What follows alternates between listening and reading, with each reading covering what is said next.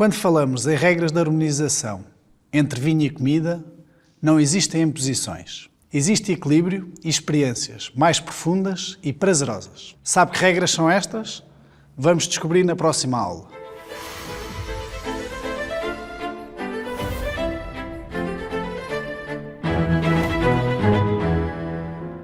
Não nos podemos esquecer que o mais importante é sempre o nosso gosto pessoal. Depois de aprendermos as regras certas e com o conhecimento empírico, vamos fazer combinações incríveis. Quando falamos em harmonização, ou casamento, ou pairing, como os ingleses chamam, é sempre aquela regra do 1 mais 1 é igual a 3. O vinho é bom, a comida é boa, mas a combinação é ótima. E por falar em números, são 4 as regras principais que vamos falar sobre harmonizações.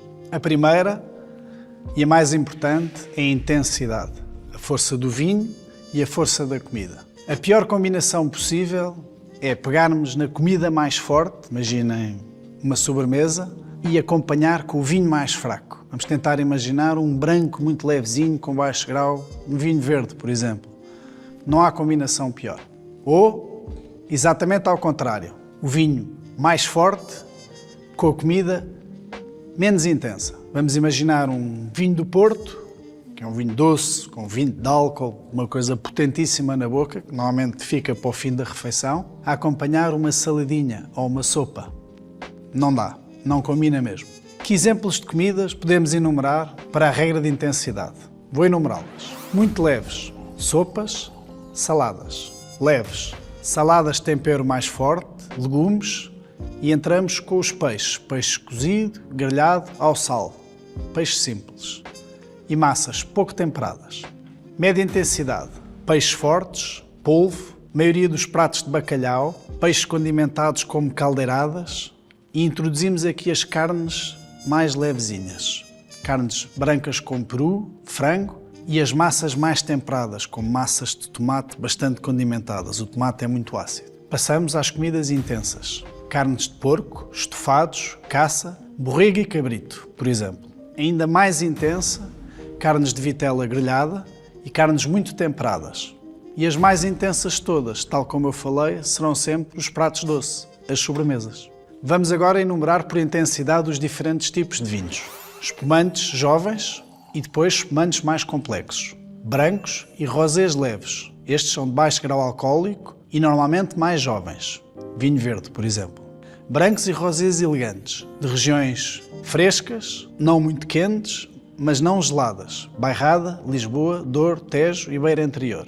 E de seguida, brancos e rosés encorpados, agora sim, de regiões quentes, como o Alentejo, alvarinhos de Monção Melgaço e do Douro de zonas mais quentes. Em princípio terão um grau alcoólico mais elevado, serão vinhos mais encorpados. Passamos aos tintos. Primeiro os tintos leves, tintos de baixo grau alcoólico, normalmente com mais acidez. Estes serão vinho verde tinto, por exemplo aquele vinho do Algarve da casta negra mole, casta local do Algarve, alguns bairradas de anos mais frescos.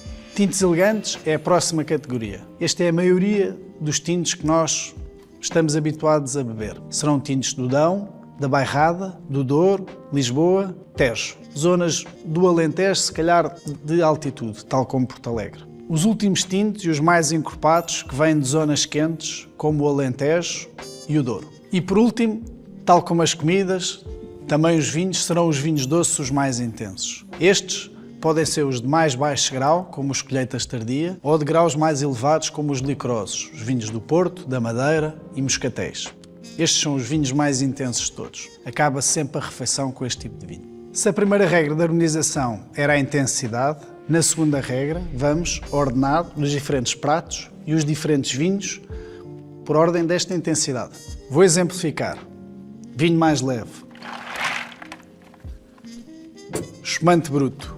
Acompanhar uma saladinha com frutos silvestres, por exemplo, ou umas ostras. Segundo vinho. Um branco elegante.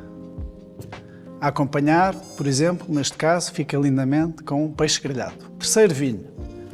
Um branco mais complexo e mais encorpado, um branco com madeira. Aqui posso ir já, por exemplo, a uma carne de peru, um strogonoff. Próximo vinho, um tinto elegante. A acompanhar, por exemplo, uma pizza, uma massa com tomate. E de seguida passamos a um tinto encorpado. Aqui sim, uma vitela grelhada, mal passada, ou um cabrito, qualquer prato desse género, uma carne bem pesada. Vamos então às sobremesas. Aqui existem dois tipos de vinho que casa bem com dois tipos de sobremesa. Sobremesas de chocolate e frutos vermelhos casam bem com vinhos do Porto Ruby.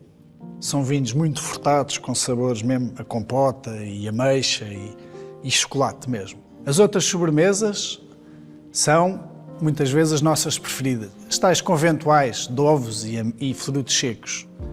Aqui teremos que acompanhar outro vinho doce, um vinho com estágio em tonéis, os tais sabores caramelizados e frutos secos para combinarem na perfeição com estes frutos secos do vinho. Na terceira regra, vamos finalmente falar em combinações de sabores. Estas existem por contraste, ou seja, imaginem um alimento, estou a cozinhar um prato e está a faltar um pouco de acidez. Então vou tentar procurar um vinho com mais acidez para complementar melhor a minha refeição. E complementaridade. Esta é tentar encontrar o mesmo sabor do vinho e da comida. São as combinações mais difíceis, mas sem dúvida as melhores. Complementaridade por sabor forte, ou seja, o mesmo sabor forte do vinho com o mesmo sabor forte da comida. Vou dar dois exemplos. Touriga Nacional, que é a casta tinta portuguesa mais reconhecida lá fora, tem um aroma forte a laranja e flor de laranjeira. O prato melhor que podemos dar terá também este sabor a laranja. Por exemplo, pato com laranja, pato à Pequim. Esta combinação é incrível. Outra combinação espetacular é casar o aroma forte que eu ensinei na outra aula, o tal buquê de um vinho velho, bom, de zona fresca, tipo um bairrada tinto. Aquele aroma de trufas e cogumelos, como por exemplo um risoto de trufas e cogumelos. Esta ligação fica espetacular, fica incrível. Também por complementaridade, a acidez. Comidas ácidas com vinhos ácidos. Por exemplo, uma salada bastante temperada com muito vinagre acompanha um vinho branco leve, bastante ácido. Comidas doces, ou seja, sobremesas, sempre com vinhos doces, tal como eu já tinha dito. Idealmente com o mesmo sabor. Por exemplo, moscatel antigo, com sabor de caramelo, com uma sobremesa do género um pudim de ovos. Também tem este sabor caramelizado. Esta combinação funciona muito bem. Agora, por contraste, vou dar dois exemplos. Comidas gordas precisam de frescura. Vou tentar combinar com um vinho ácido. Comidas picantes, o sabor do picante é muito forte. A única coisa que aguenta acompanhar este picante vão ter que ser dois sabores, ácido e doce ao mesmo tempo. Doce, mas não muito. O caril funciona lindamente com um vinho branco leve, fresco, ligeiramente adocicado e bastante acidez. Quando eu tenho um sabor forte que existe, por exemplo, na comida, mas não no vinho, vou ter que encontrar um vinho quase sem sabor. Vou dar um exemplo. Sardinha assada tem um sabor muito distinto, muito próprio e muito forte. Vou combinar com um vinho tinto, como é lógico, pela força do prato, a sardinha é forte, mas um tinto quase sem sabor. Um dão jovem e fresco, muitas vezes faz uma boa parelha com este prato. A quarta e última regra, eu já falei um pouco noutra aula, é aquela sensação de diospir, de casca de banana, que os taninos dão e que precisa de um prato com muita proteína. Lembram-se, carne quanto mais fria e mais crua, mais proteína tem, para combinar com esta força, esta secura do vinho. Para além destas 4 regras, existem ainda alguns truques ou ajustes que podemos fazer. Quando não sabemos que vinho combinar com um prato, tentamos pensar que durante várias centenas de anos, vinhos e comida caminharam juntos. Por exemplo, em Itália, o tomate vai casar lindamente com um vinho italiano que terá certamente uma acidez forte. Ou mesmo cá em Portugal, o mesmo acontece no norte. A comida transmontana é uma comida muito mais puxada de acidez, ficaria muito mal com o vinho do Alentejo. Precisamos aqui de um tinto de Trás-os-Montes ou um tinto do Douro, porque durante vários e vários anos eles não sabemos bem o que é que apareceu primeiro, se foi a comida, se foi o vinho. Os dois foram-se ajustando. O mesmo acontece com a comida alentejana. É uma comida de sabores muito mais intensos, muito mais especiarias, muito mais aromas, mais gordura, mais tudo pesado, mas muito mais baixa acidez, que ficaria muito mal com vinho ácido. Por exemplo, um vinho verde tinto, ácido e leve, seria uma péssima combinação com um prato alentejano. No final de tudo isto, o ideal é provar e ajustar. Imagine, o vinho está um bocadinho mais forte do que a comida, então vou tentar pegar no meu molho ou no tempero e torná-lo um pouco mais forte, ou ao contrário, ou pôr um bocadinho mais fraco e escolher outro vinho um bocadinho menos intenso. Isto é muito importante no final para que a combinação fique realmente incrível. No Lagares Comuns de hoje, vamos desmistificar se podemos ou não misturar vários vinhos. E a resposta é sim, claro que sim. A refeição fica muito mais rica se tivermos vários pratos combinando com vários vinhos. Tudo claro, em moderação. E termina assim a primeira aula sobre harmonizações. Falámos em regras de harmonização. Neste módulo, vamos ainda ter a aula de harmonização de queijo e harmonizações a fazer pelo menos uma vez na vida.